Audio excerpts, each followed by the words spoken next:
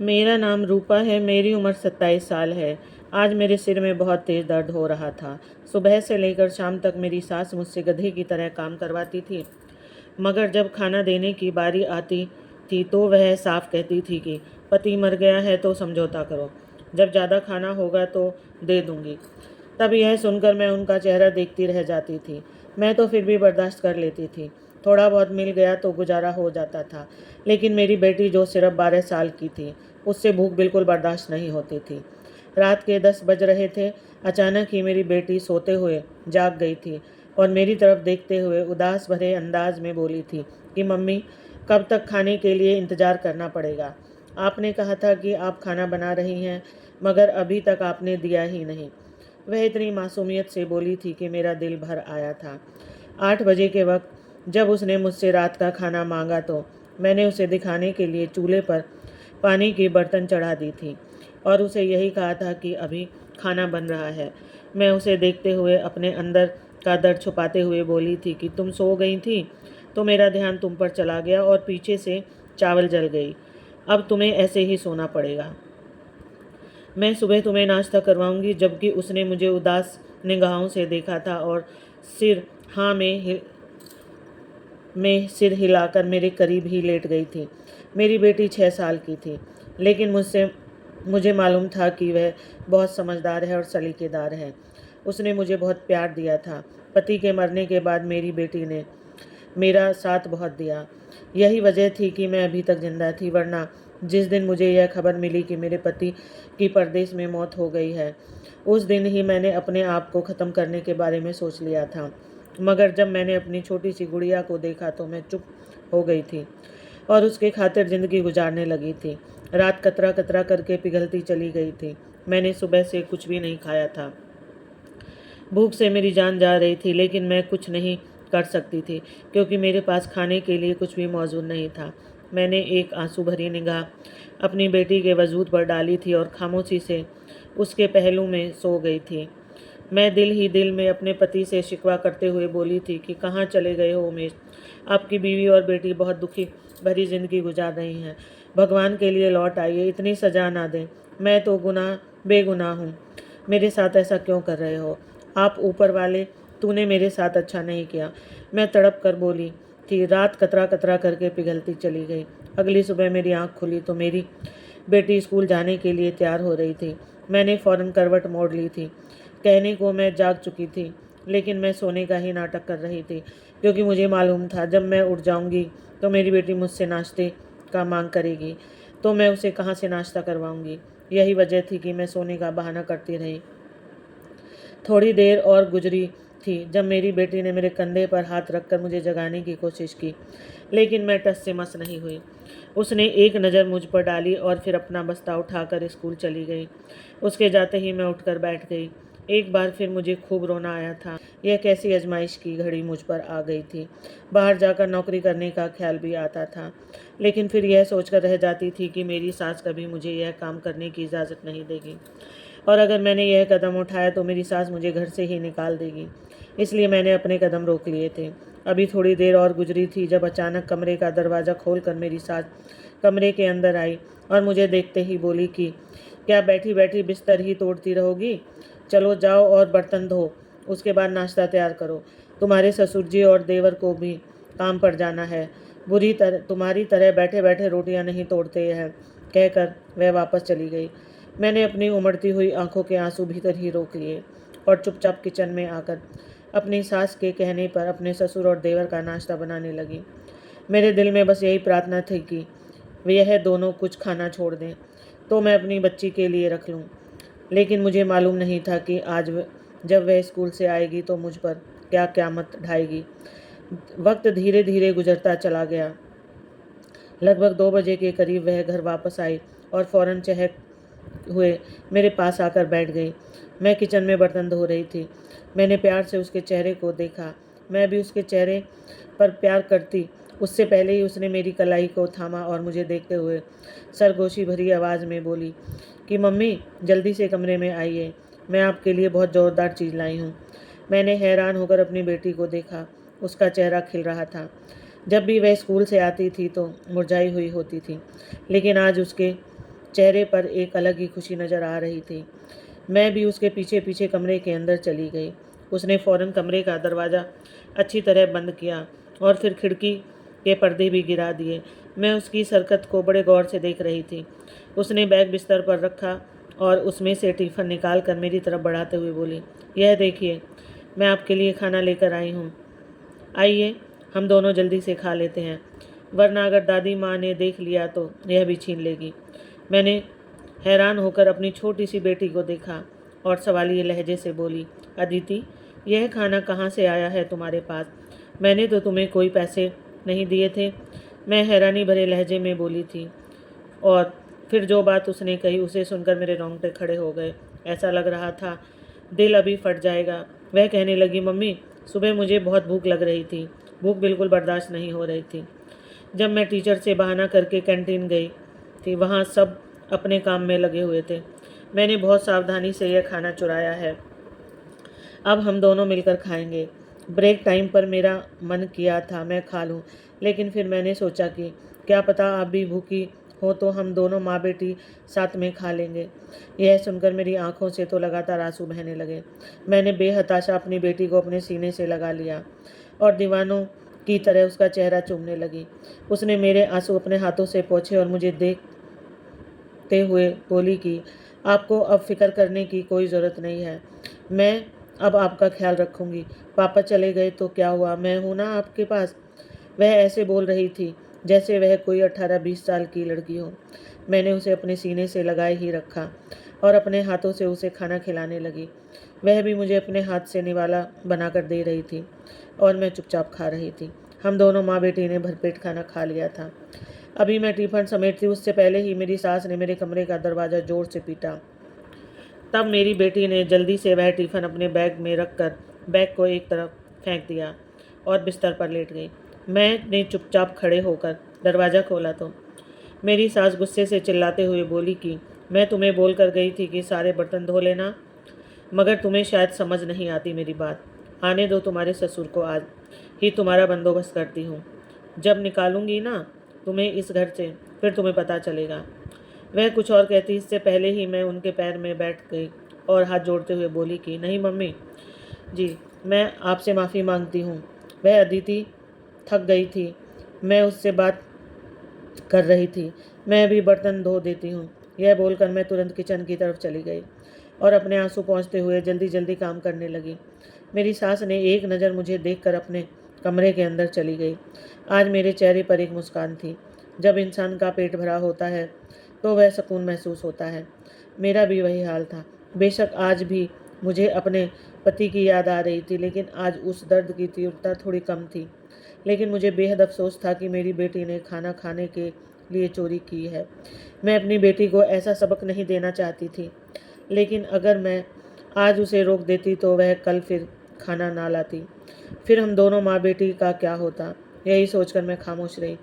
वक्त धीरे धीरे गुजरता चला गया। रात को जब मैं कमरे के अंदर गई तो मेरी बेटी बहुत रो रही थी। मैं हैरान हो गई और अपनी गुड़िया को सीने से लगाते हुए बोली कि क्या हुआ अदिति, क्यों रो रही हो? जबकि वह मेरी तरफ देखते हुए बोली कि मम्मी, भूख लग रही है। सुबह खाना खाई थी क्या? दादी ने अभी तक कुछ दिया नहीं क्या? मैंने सर को ना में हिलाया था। आंसू मेरी आंखों में भी भर आए थे, लेकिन मैंने उन्हें रोक लिया और उससे अपने सीने से लगाकर लोरी देने लगी ताकि वह जल्दी सो जाए। मुझे बहुत अफसोस होता था कि मैं अपनी बेटी के लिए कुछ नहीं कर पा रही थी। मुझे आज भी याद है जब मेरी बेटी पैदा हुई थी तो मेरे पति ने पूरे गांव में मिठाई बांटी थी। हम लोगों ने बहुत खुशियां मनाई थी। मेरे पति ने मुझसे वादा किया था कि हम अदिति का बहुत ख्याल रखेंगे, उसे ज़िंदगी की हर खुशियाँ देंगे, उसे सर आँखों पे बिठाएंगे, जो वह कहेगी वह उसे दिलाएंगे।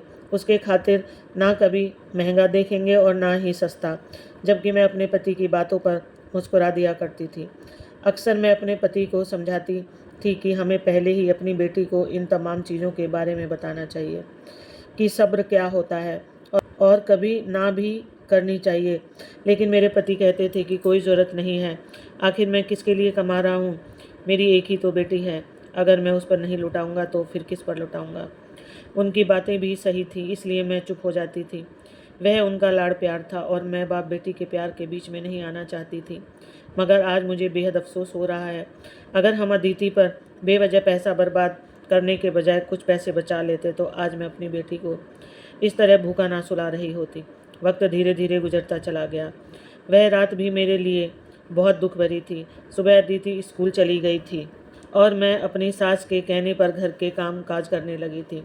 2 बजे के बीच जब वह घर आई तो आज भी उसका चेहरा खिला हुआ था, यानी उसने आज भी चोरी की थी। यह सोचते ही मुझे फिर से रोना आ गया और मैं अपने सर थाम कर बैठ गई। मेरा दिल चाहता था कि मैं अदिति को मना करूं, गुड़िया यह मत किया करो, लेकिन मैं बेहद मजबूर थी। अदिति दरवाजे पर खड़ी होकर ऊंची आवाज़ में बोली, मम्मी कमरे के अंदर आ जाएं। दरअसल मुझे यह होमवर्क समझना है। यह बात उसने अपनी दादी को सुनाने के लिए कही थी। मैं इस बात को बहुत अच्छे से जानती थी। मेरी 12 साल की बेटी बहुत ज़्यादा समझदार होती जा रही थी। मैंने बर्तन को एक तरफ रख दिया और अपनी बेटी के पीछे कमरे के अंदर चली गई। उसने आज भी कैंटीन से खाना चुराया था और आज खाना काफ़ी मात्रा में था। वह मेरी तरफ खाना बढ़ाते हुए बोली, थोड़ा सा खाना रात के लिए रख लें, हम दोनों साथ में खाएंगे। फिर रात में भूख लगती है तो बर्दाश्त नहीं होता, बाकी अभी हम दोनों यह खा लेते हैं। मैंने सर को हल्की हरकत दी और उसके साथ बैठकर खाना खाने लगी। मेरा ध्यान ज़्यादातर बाहर की तरफ ही लगा हुआ था, क्योंकि अगर मेरी सास ने मुझे यह करते हुए देख लिया तो मुझ पर बहुत बड़ी दिक्कत हो सकती थी। वक्त धीरे धीरे गुजरता चला गया। अब रोज़ाना मेरी बेटी स्कूल से खाना चोरी करके ले आती और हम दोनों लोग मिलकर खा लेते। आज शनिवार का दिन था। आज जब मेरी बेटी खाना लेकर आई तो काफ़ी परेशान नज़र आ रही थी। उसके चेहरे के रंग उड़े हुए थे। मैंने उसे देखकर यह सवाल किया, क्या हुआ, तुम इतनी परेशान क्यों लग रही हो? वह कहने लगी, मम्मी मैं खाना तो ज़्यादा लाई हूँ, मगर यह रात तक हम लोग खा लेंगे, फिर कल क्या होगा? कल तो संडे है और स्कूल बंद है, हम उस वक्त क्या करेंगे? वह जितनी परेशानी से बोल रही थी, मेरा दिल किया कि मैं अपना आप ख़त्म कर लूँ। मेरी बेटी जो अभी सिर्फ 12 साल की थी, वह खाने की फ़िक्र कर रही थी। जिसे अभी सिर्फ खेलना था, उसकी ज़िंदगी में सिर्फ और सिर्फ मज़े थे। वह खाने की चिंता कर रही थी कि कल का दिन कैसे गुजरेगा। मैंने उसकी ओर देखा और ऊपर की तरफ इशारा करके बोली, वह ऊपर वाला बहुत मेहरबान है, उस पर यकीन रखो, वह कोई ना कोई इंतज़ाम कर ही देगा। चलो जब तक खाना खाओ, मैं तुम्हारे लिए कपड़े निकाल देती हूँ। यह कहकर मैं अपनी जगह से उठी तो उसने सिर को ना में हिलाया और मुझे देखते हुए बोली कि मुझे मालूम है आपने कुछ भी नहीं खाया होगा, आप मेरे साथ बैठकर खाना खाइए, उसके बाद हम काम करेंगे। मैं चुपचाप अपनी बेटी के करीब बैठ गई और उसके साथ बैठकर खाना खाने लगी। शनिवार का दिन था, इस तरह ही गुजर गया, मगर जब अगली सुबह का सूरज पूरी जोर पर चमका तो हम दोनों माँ बेटी परेशान हो गए। लेकिन जब मैं कमरे से बाहर आई तो मेरे चेहरे पर एक मुस्कान आई, क्योंकि आज मेरी सास भंडारे का इंतजाम कर रही थी। यकीनन उन्होंने कोई मन्नत मांगी थी, जिसकी वजह से उन्होंने गांव वालों को खाना खिलाने का सोचा था। मैं चुपचाप अपनी सास के पास जाकर खड़ी हो गई और सिर झुकाकर बोली, मम्मी जी आज हमें भी कुछ दे दीजिएगा, अगर बच जाए तो। मैं बहुत हिचकिचाहट निगाह डाली और गुस्से से बोली कि हाँ हाँ दे दूँगी, अभी फ़िलहाल जाओ, बहुत काम है। यह कहकर वह अपने आप में मगन हो गई, जबकि मैं खुशी से अपने कमरे में आई और अपनी बेटी को बताया कि आज के खाने का इंतज़ाम भी हो चुका है।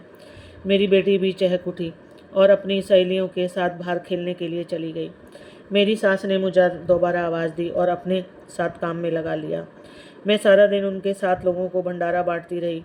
बिल्कुल मुझे बहुत भूख लग रही थी, लेकिन सास की तरफ से बिल्कुल इजाज़त नहीं थी, इसलिए मैंने अपने आप को रोक कर रखा हुआ था। मेरी बेटी भी थोड़ी देर बाद आ गई और मुझसे खाने की मांग करने लगी, लेकिन मैंने उसको यही बोलकर दिलासा दिया था कि थोड़ी देर इंतज़ार कर लो, तुम्हारी दादी ने कहा है कि अभी भंडारा लोगों में बांटने दो, अगर बच गया तो हमें भी दे देंगी। यह सुनकर मेरी बेटी बहुत खुश हो गई और वहीं बैठकर इंतज़ार करने लगी। लेकिन वक्त गुजरता जा रहा था और मेरी उम्मीद ख़त्म होती जा रही थी, क्योंकि मेरी सास का रवैया पल पल बदल रहा था। जब सबको खाना दे दिया गया तो मैंने एक बार फिर अपनी सास से बहुत ही प्यार से कहा कि मम्मी जी अब तो सब में खाना बंटना तो हो गया है, मुझे और मेरी अपनी पोती को भी कुछ दे दीजिए।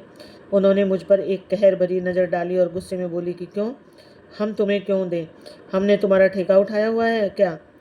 जब देखो सर पर आ जाती है, खाना दे दो। पानी दे दो, कपड़े दे दो, पैसे दे दो। हम तुम्हारे नौकर नहीं हैं। अगर इस घर में रहना है तो चुपचाप रहो। यह छत दी हुई है, यही तुम्हारे लिए बहुत है। बेवजह मुझे या मेरे पति या मेरे बेटे को परेशान करने की तुम्हें कोई ज़रूरत नहीं है। यह कहकर उन्होंने मेरे सामने काफ़ी सारा खाना जो बच चुका था उसे फ्रिज में रखा और ऊपर से ताला लगाकर चाबी अपने हाथ में ले गई। मेरी बेटी कमरे की दहलीज पर खड़ी यह सब मंजर नम आँखों से देख रही थी।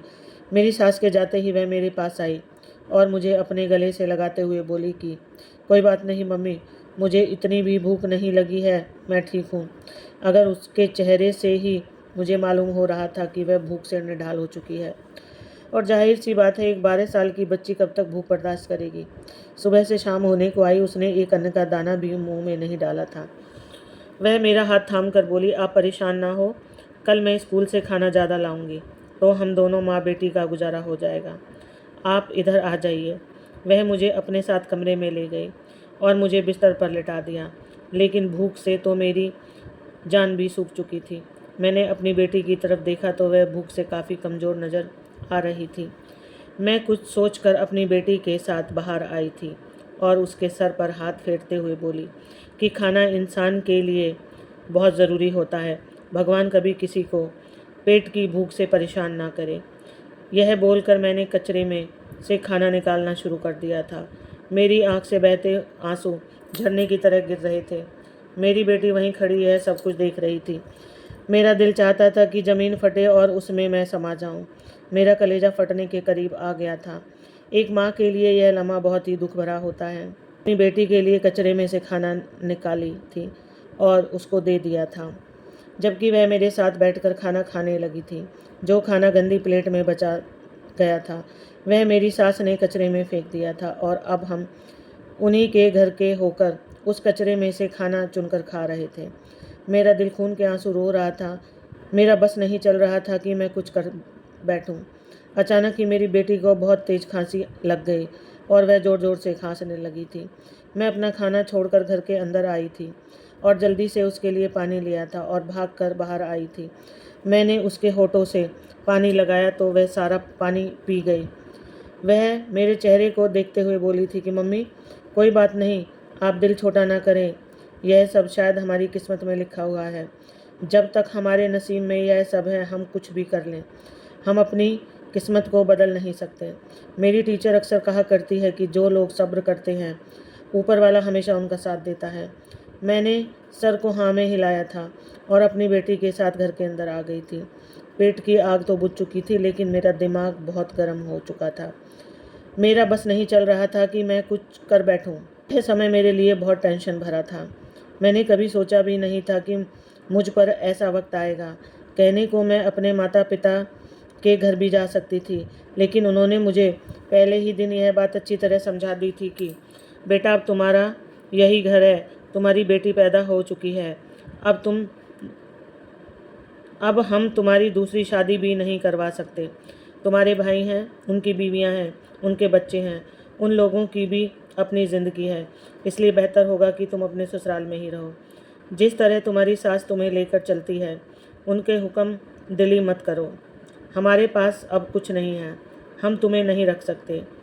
यही वजह थी कि मैं अपने माता पिता के पास भी नहीं जा सकती थी। मैंने कभी नहीं सोचा था कि मेरे साथ इतना बड़ा हादसा पेश आएगा कि मेरे ही घर वाले मुझे छोड़ देंगे। और अब जो जिल्लत मुझे मेरे ससुराल से मिल रही थी, उसने मुझे और भी तोड़ कर रख दिया था। मैं अपने लिए तो यह सब बर्दाश्त कर सकती, लेकिन जो सलूक यह लोग मेरी बेटी के साथ कर रहे थे, वह मुझसे बिल्कुल बर्दाश्त नहीं हो रहा था। काफ़ी देर तक मैं कमरे में लेटी यही सोचती रही और फिर चुपचाप उठकर छत पर चली गई।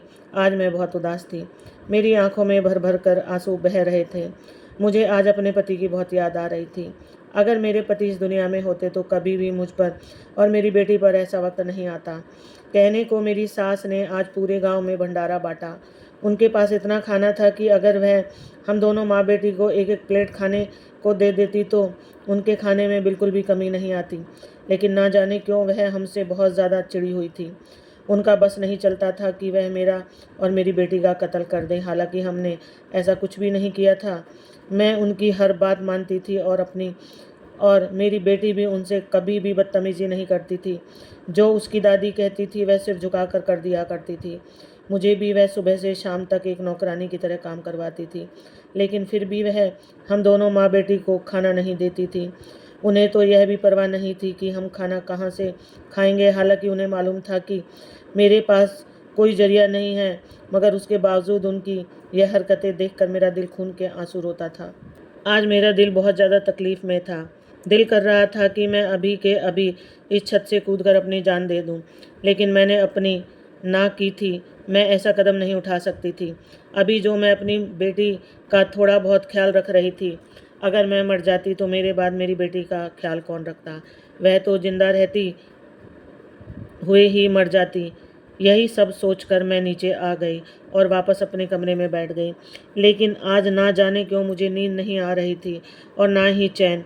मैं अपनी बेटी के बालों में लगातार हाथ फेर कर उसे सुकून देने की कोशिश कर रही थी और साथ ही दिल में प्रार्थना कर रही थी कि उसके साथ कुछ भी बुरा ना हो, क्योंकि जहाँ से हमने खाना निकाल कर खाया था वह बहुत ही गंदी जगह थी और मुझे इसी बात की परेशानी थी कि कहीं मेरी बेटी बीमार ना हो जाए। अगर वह बीमार हो जाती तो मैं उसका इलाज कहाँ से करवाती? मेरे पास तो खाने के लिए भी पैसे मौजूद नहीं थे। अभी मैं अपनी मासूम सी बेटी का चेहरा देख ही रही थी कि जब अचानक मेरी नाक के से खाने की लजीज खुशबू टकराई थी। रात के 11 बज रहे थे। इस वक्त भला कौन खाना खा सकता है? मैं कुछ सोचकर बाहर आई तो मेरी सास अपने कमरे में खाना लेकर जा रही थी। मैंने गुस्से से उनकी पीठ को घूरा और यह औरत कितनी जालिम थी। उसे जरा भी एहसास नहीं था कि हम माँ बेटी भी इस घर में रहते हैं, हम भी इंसान हैं, हमें भी खाने के लिए कुछ चाहिए। मेरा दिमाग एकदम खराब हो गया। मैंने वहीं खड़े खड़े अपने आप को तैयार कर लिया कि आज मैं इस औरत को जिंदा नहीं छोड़ूंगी। आज मैं उसे इस बात का एहसास दिलाकर रहूंगी कि भूख की तकलीफ़ क्या होती है। मेरी मासूम बेटी को जिस तरह यह औरत रुला रही थी, आज मैं उसे बताना चाहती थी कि किस तरह से रोया जाता है। मैं थोड़ी देर इंतज़ार कर रही थी कि बस एक बार उसके कमरे की लाइट बंद हो जाए तो मैं अपनी सास को अच्छे से सबक सिखाऊं। कुछ ही देर में लाइट बंद हो गई। मैंने एक नज़र अपनी बेटी के चेहरे पर डाली और उसके माथे पर प्यार भरा किस देकर चुपचाप उठकर अपनी सास के कमरे की तरफ बढ़ गई। तभी अचानक मेरे दिमाग में एक ख्याल आया और मैंने किचन में जाकर चाकू उठा लाई। मुझे पता था कि यह सब करना मेरे लिए बहुत खतरनाक साबित हो सकता है। अगर मेरी सास ने मुझे घर से निकाल दिया तो मेरे साथ क्या होगा? लेकिन मैं उस वक्त इतनी गुस्से में थी कि मुझे कुछ समझ नहीं आ रहा था। मैंने चुपचाप किचन से चाकू उठाई। बेशक मैं उन्हें नुकसान नहीं पहुंचाना चाहती थी, लेकिन आज मैं उन्हें यह एहसास ज़रूर दिलाना चाहती थी कि डर किसे कहते हैं। जैसे ही मैं कमरे के अंदर दाखिल हुई तो मुझे कुछ नज़र नहीं आ रहा था। मैंने बहुत ध्यान से एक तरफ की लाइट ऑन की और जब मेरी नज़र बिस्तर की तरफ गई तो मेरा कलेजा मुंह को आ गया। मैं बेकाबू निगाह से ज़मीन पर सोए हुए उस शख्स को देख रही थी। मेरी आंखें फटी की फटी रह गई। यह सब हकीकत नहीं हो सकता। मेरा दिल बंद होने के करीब आ गया था। मैं फ़ौरन अपनी सास के कमरे से भागी थी। अपने सीने पर हाथ रखकर अपने कमरे में आकर बैठ गई। मेरा दिमाग बिल्कुल काम नहीं कर रहा था। यह मैं क्या देख चुकी थी? ऐसा तो हो ही नहीं सकता। मेरी सास का कहना था कि मेरे पति मर चुके हैं। फिर वह कौन था? काफ़ी देर तक यही सब सोचने के बाद मैंने एक बार फिर खुद से हिम्मत बटोरी। बेशक मेरा दिमाग बिल्कुल सुन्न हो चुका था, मेरे दिल की धड़कन भी सामान्य नहीं थी, लेकिन मैं देखना चाहती थी कि वह कौन है जो बिल्कुल मेरे पति जैसा दिख रहा था। कमरे के अंदर गई थी तो मैंने देखा कि मेरे पति रस्सियों से बंधे हुए मेरी सास के बिस्तर के पास गहरी नींद में सो रहे थे, जबकि मेरी सास का कहना था कि मेरे पति का परदेश में देहांत हो गया है। फिर यह शख्स कौन था? मैंने फिर हिम्मत करके दोबारा कमरे में गई। इस बार मैंने कमरे की सारी लाइट ऑन कर दी। जैसे ही कमरे में रोशनी हुई तो मेरी सास, मेरे ससुर और मेरे पति तीनों ही जाग चुके गए थे और मुझे देखने लगे। मैं अपनी सास को देखते हुए अविश्वास भरे लहजे में बोली कि माँ जी, यह सब क्या है? यह कौन है? आपने कहा था कि मेरे पति मर चुके हैं, तो फिर यह इंसान कौन है? मैं पूरी तरह सदमे में थी। मुझे कुछ समझ नहीं आ रहा था कि यह सब क्या माजरा है, जबकि मेरी सास बुरी तरह से घबरा गई थी। उसके चेहरे की हवाइयाँ उड़ रही थीं। मैं कुछ और कहती उससे पहले ही मेरे पति बोले कि तुम यहाँ क्यों आई हो? जाओ यहाँ से, फ़ौरन निकल जाओ, अपने कमरे में जाओ अदिति के पास। मैं धीरे धीरे कदम बढ़ाते हुए उनके पास पहुंची थी और उन्हें अविश्वास से छूते हुए बोली कि यह कहीं कोई सपना तो नहीं, आप तो मर चुके थे, फिर यहाँ कैसे और इस हाल में। मैं अभी कुछ और कहती उससे पहले ही मेरी सास ने पीछे से मेरे बाल खींचे, लेकिन वह मुझ पर हाथ उठाती उससे पहले ही मैंने उनका हाथ पकड़ लिया। उनकी आंखों में गुस्से से देखते हुए मैं गरजी, मेरे साथ बदतमीजी करने की ज़रूरत नहीं है, मैं आपका खून पी जाऊंगी। अभी आप मुझे जानती नहीं कि मैं क्या चीज़ हूँ। जब तक सह रही थी, लेकिन अब और नहीं सहूँगी। यह कहते हुए मैंने उन्हें दूर झटक दिया। फिर अपने पति को तरफ देखते हुए बोली, मुझे बताइए आप कहाँ थे और यह सब क्या माजरा है। मुझसे कुछ भी छिपाने की ज़रूरत नहीं है। मैं अभी पुलिस को बुला लूँगी और आप सबको अंदर करवा दूँगी। जो सलूक आप सब मेरे साथ कर रहे हैं, मैं किसी को माफ़ नहीं करूँगी। यह कहते हुए मैं उनके पास बैठ गई और दीवाना वार रोते हुए उनके सीने से लग गई, जबकि उनका हाल भी बेहाल हो गया था। उनकी आंखों में भी आंसू निकल रहे थे, लेकिन वह कुछ बोल नहीं रहे थे। मेरी सास एक बार फिर मेरी तरफ आई, लेकिन अब मेरा सब टूट चुका था। मैं अब सारे लिहाज किनारे रख चुकी थी। गुस्से में मैंने एक जोरदार थप्पड़ उनके मुंह पर दे मारा और चिल्लाकर बोली कि समझ नहीं आ रहा आपको? कहा है ना मुझसे दूर ही रहे। जो पूछा है वही बताइए, यह सब क्या माजरा है? आप क्यों चाहती हैं कि मैं आपके साथ बुरा सलूक करूं? अगर मैंने पुलिस को बुला लिया तो आपके लिए अच्छा साबित नहीं होगा, इसलिए बेहतर है कि सच बताइए, कौन हैं आप और यह मेरे पति के साथ क्यों किया गया है। और कुछ कहती उससे पहले ही मेरे ससुर जाग गए। मेरी तरफ देखते हुए बोले, रूपा ठहर जाओ, मैं बताता हूँ कि क्या माजरा है, बैठो। उन्होंने यह कहकर मुझे बेड पर बैठने का इशारा किया। मैं बिल्कुल अजीब सी स्थिति में थी। मैं यहाँ अपनी सास को सबक सिखाने आई थी, लेकिन मुझे जो देखने को मिला वह मेरे रोंगटे खड़े कर चुका था। मेरे पति 1 महीने पहले ही इस दुनिया से जा चुके थे, तो फिर यह सब क्या था? और फिर जो बात मेरे ससुर ने मुझे बताई वह सुनकर मेरी आत्मा काँप गई। क्या कोई माँ ऐसी होती है? क्या इस तरह का व्यवहार करती है? बेशक मेरी माँ ने भी मेरे साथ बहुत बुरा किया था। उन्होंने मेरे साथ सारे रिश्ते तोड़ दिए थे और साफ कह दिया था कि अब तुम्हें वहीं रहना है, तुम्हारी ज़िंदगी वहीं गुजरेगी। लेकिन मेरी माँ ने मेरे साथ ऐसा नहीं किया था। मेरी और मेरे पति की शादी पसंद से हुई थी। हम दोनों कॉलेज फ्रेंड थे। जब हमारा कॉलेज ख़त्म हुआ तो हम दोनों एक दूसरे के बिना नहीं रह पा रहे थे। हमने एक दूसरे से मिलकर अपने दिल की बात कह दी थी और उसी वक्त एक दूसरे से वादा किया था कि हम किसी और से शादी नहीं करेंगे। मेरे पति बहुत अच्छे इंसान थे। उन्होंने मेरा बहुत ख्याल रखा। उन्होंने सबकी दुश्मनी मोल ले ली थी और मुझसे शादी की थी। मेरे मम्मी पापा ने भी बहुत विरोध किया था, लेकिन जब उन्होंने मेरे पति से मुलाकात की तो उन्हें लड़के की अच्छाई समझ में आ गई थी। हमारी शादी हो गई। शुरुआती दिन बहुत अच्छे गुजरे। ना मेरे पति को मुझसे कोई शिकायत थी और ना ही मेरी सास को। वह भी मेरे साथ बहुत अच्छा व्यवहार करती थी। लेकिन जब मैं गर्भवती हुई तब से कहानी थोड़ी बदलने लगी। धीरे धीरे मेरी सास का व्यवहार मेरे साथ खराब होना शुरू हो गया। मेरे पति के साथ भी वह बेवजह झगड़े करने लगी, लेकिन मैं ज़्यादा ध्यान नहीं देती थी, क्योंकि यह माँ बेटे का मामला था। समय तेज़ी से चला गया और मेरी बेटी पैदा हो गई। असल हंगामा तो उस दिन शुरू हुआ जिस दिन मैं अपनी बेटी को लेकर घर आई। मेरे दिल में बहुत अरमान थे कि मेरा स्वागत मेरी सास, ससुर, देवर और पति बहुत अच्छे तरीके से करेंगे और मेरी बेटी की खूब तारीफ होगी और उसे बहुत प्यार मिलेगा, क्योंकि वह परिवार की पहली बेटी थी। लेकिन ऐसा कुछ भी नहीं हुआ। जैसे ही मैं घर में दाखिल हुई तो मुझ पर और मेरी बेटी पर ताने बरसने शुरू हो गए। सास कहने लगी कि बेटी पैदा कर दिया है, इसका दहेज कहाँ से देंगे? मेरे बेटे की ज़िंदगी बर्बाद कर दी है। और भी ना जाने क्या क्या मेरी सास ने उस दिन कहा। मैं उन्हें अविश्वास भरी नज़रों से देख रही थी कि वह क्या बोलती जा रही हैं, जबकि मैंने अपनी सास को बेटियों से भी प्यार करते हुए देखा था। लेकिन अचानक उनका यह व्यवहार देखकर मेरी जान हलक में अटक गई। मुझे अपनी बेटी की चिंता होने लगी। मैंने यह बात अपने पति से कही तो वह बोले, तुम्हें ज़्यादा परवाह करने की ज़रूरत नहीं है। मुझे मेरी बेटी बहुत प्यारी है और मैं उसे बहुत प्यार करता हूँ।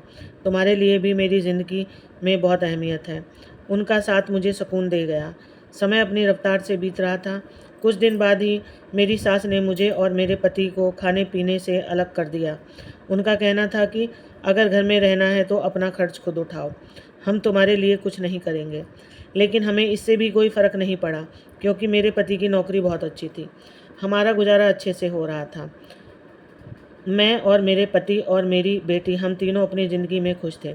मगर अचानक मेरे देवर भी इस घर में आकर रहने लगे। वह दूसरे गांव में रहता था और अब हमारे साथ आकर रहने लग गया था। लेकिन मुझे कोई फ़र्क नहीं पड़ता था, क्योंकि मेरे पति की जेब से कुछ नहीं जा रहा था।